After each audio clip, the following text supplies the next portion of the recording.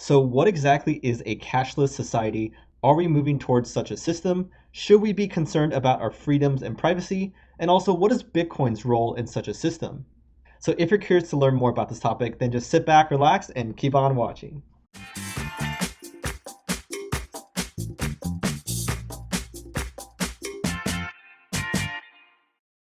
Hi everyone, I'm Kevin from Bitcoin for Beginners. This channel is all about learning with no frills nor fluff. So if you're about that life and want to grow with us in this space, then just smash that like button, subscribe if you haven't already, and hit that notification bell too. And just one more quick note before we get started.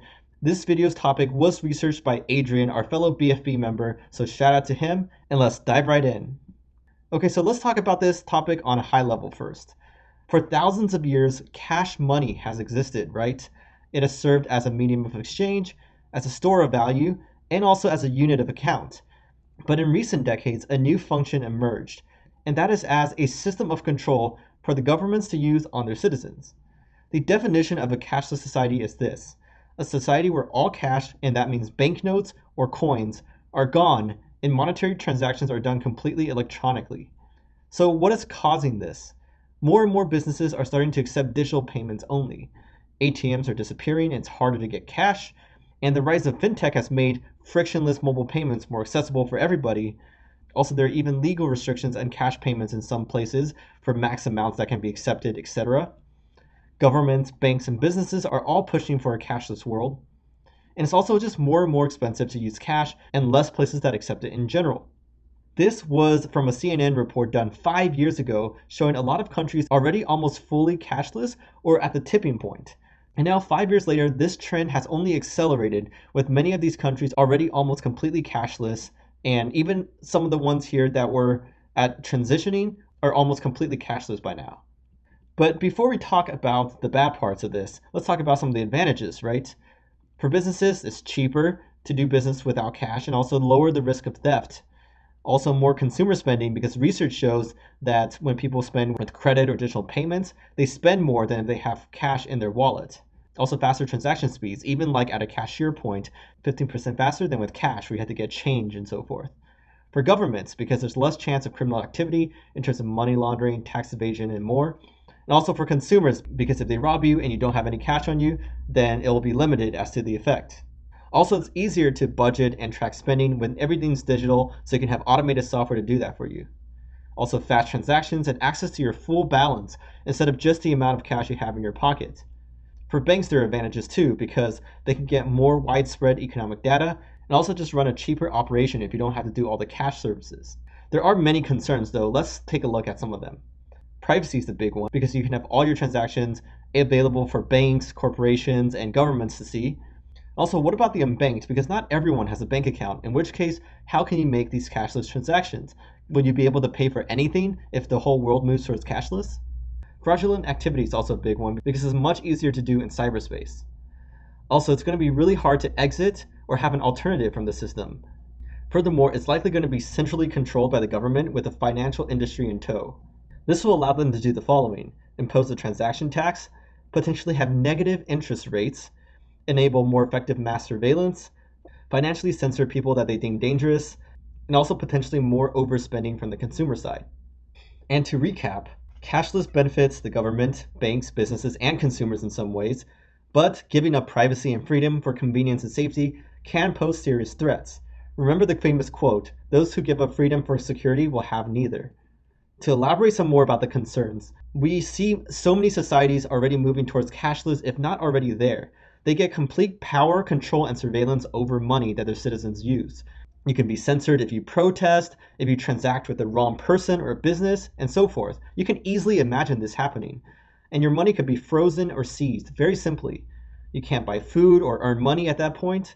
And this happens in many countries. Just take a look at China, in which they can easily ban you from ordering train tickets with your WeChat account if your social credit is bad per se, like if you jaywalk too many times. Another applicable quote is, "Power corrupts and absolute power corrupts absolutely." And this is why absolute control over money is so dangerous potentially and should be prevented. There's a big chance that this will lead to enormous loss of our freedoms for regular citizens like you and I. And now just a side note about Libra and how it ties into this whole debate. If Libra gets government approval eventually, it could be huge, with billions of people all around the world using it and many companies accepting it. And they plan on enforcing KYC or Know Your Customer processes everywhere. Most people will use the Facebook-controlled Calibra wallet after all. And the question is, will Facebook use this to censor people banned from their other platforms like Facebook or Instagram? In a tweet by Bloomberg Crypto I included here, they asked, will people who are banned from Facebook be able to use the company's proposed Libra digital currency? And David Marcus, the head of Libra, says we haven't written a policy yet, which is kind of scary. Would be at the mercy of Facebook and Libra at that point. And in terms of no alternative or way to exit, this is what we mean by that. You can't withdraw cash from your bank accounts. If a new monetary system collapses, there's nothing to fall back on. Just look at the crisis in Greece. Money was seized and frozen from accounts, no way to access their money from ATMs, and their complete economy came to a halt. Furthermore, on a separate note, if there's an outage of electricity or a telecom infrastructure problem, this can prevent everyone from transacting or doing business or making purchases. Another concern is about the freedom of doing business. There's some businesses that can't get banking now. For example, in the crypto world, it's really hard to do so, even if you're legitimate. This will be impossible to operate in a cashless future without Bitcoin or crypto. There's also a higher risk of identity theft because centralized DBs of this info can get targeted. I mean, we've already seen this, like Experian, just recently, Capital One, of their databases getting hacked. If we have all our info of our monetary transactions and our identity tied to those online, that would be really easy for people to target and get all that information. And furthermore, without cash, governments have the power to decide the following: who you can do business with, what purchases you're allowed to make, and certain businesses could also be destroyed overnight if people can't purchase from them anymore from a government ban or decree. Privacy is another big concern, because now your transactions are all digitally traceable. Businesses can build personal profiles of you and your spending patterns. They can do data mining and also widespread surveillance by both companies and governments. The risk of these profiles and personal info being made public by hackers is very high. Another one is negative interest rate. What did we mean by that when we mentioned it earlier? Well, there's a high chance negative interest rates on your money will be implemented. That means you have to pay the bank, for example, to hold your money for you. And there's no way to withdraw it in cash and hold it yourself to prevent these interest rates from being charged. Currently, interest rates on savings can only drop to zero because if there were negative interest rates, you and I would withdraw our money into cash out of the banks and hold it ourselves, right? To avoid paying them to hold our money. In a cashless society, though, this limitation and important incentive disappears. In an IMF blog post titled Cashing In, they blatantly promote the concept of negative interest rate policy. This punishes saving and forces people to spend. Sweden, the closest one to a cashless society, is already pushing banks to pass on their negative interest rates from the central banks to their consumers. This is not good. No one on the consumer end wants this, right? And this is the article, just a screenshot of it. You can go take a look, blogs.imf.org, and it's in this year, in 2019, so it's pretty recently. And they talked about this proposal for instituting negative interest rates on cash. So here comes Bitcoin. How does this fit in? How does Bitcoin tie into this whole question? It can perform the same functions as cash, as you may know. It's a store of value, even though it's sometimes volatile. It's a medium of exchange, even though it still has limited capacity. Also a unit of account, which is not yet established currently, but maybe in the future as society gets more and more accepting of Bitcoin. By design, it inherently cannot be the following: a system of control because of decentralization. And let's just talk a little bit more about its decentralized principles. It's neutral, it's permissionless, borderless, it's open for everybody to take a look at, and censorship resistant. There are also improvements in the roadmap of Bitcoin to protect these properties in the future, like scalability of payments with Lightning Network, stability of value, and improved privacy. Right now it's only pseudonymous, but there are other components in the future that will make Bitcoin more private. It can also help us mitigate many of the risks we talk about in a cashless world. We can send cash peer-to-peer or peer-to-business instead of routed through a corporation or government. Cash-like virtual currencies like Bitcoin are designed to be cash in digital form. It's peer-to-peer, no third party that has to give you permission, and it's also non-censorable direct payments between individuals. So this lets us opt out of the fiat system, including its monetary policy, and it allows us to include everyone, even the unbanked, in this new monetary system. It allows us to protect privacy and against overreach in terms of surveillance, and also preserve a power balance between the government's control over money. But also, with all these protective freedoms comes your responsibility to protect your crypto assets.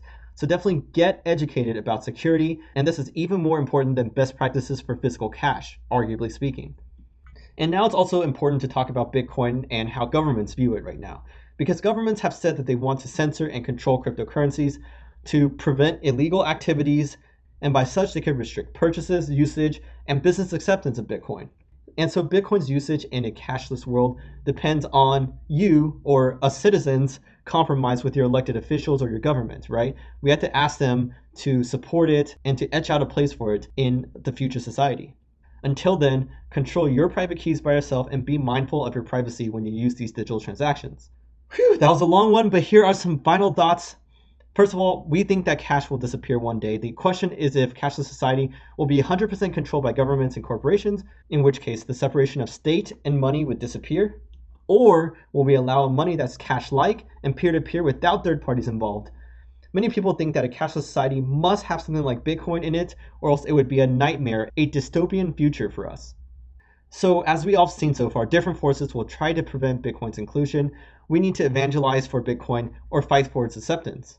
Remember, for thousands of years, people could freely communicate value by using cash money, despite the fact that it's also been used for illegal activities. Bitcoin can be seen as a monetary vote for how we want to protect our freedoms in a cashless world. Thank you all for watching. Let me know what you think about this. I know this was a long one, but this is a hopefully very interesting and illuminating topic. Let us know what your thoughts are on this topic. We'll definitely get back to you. This is Kevin. I hope you like this video, and I'll catch you guys next time.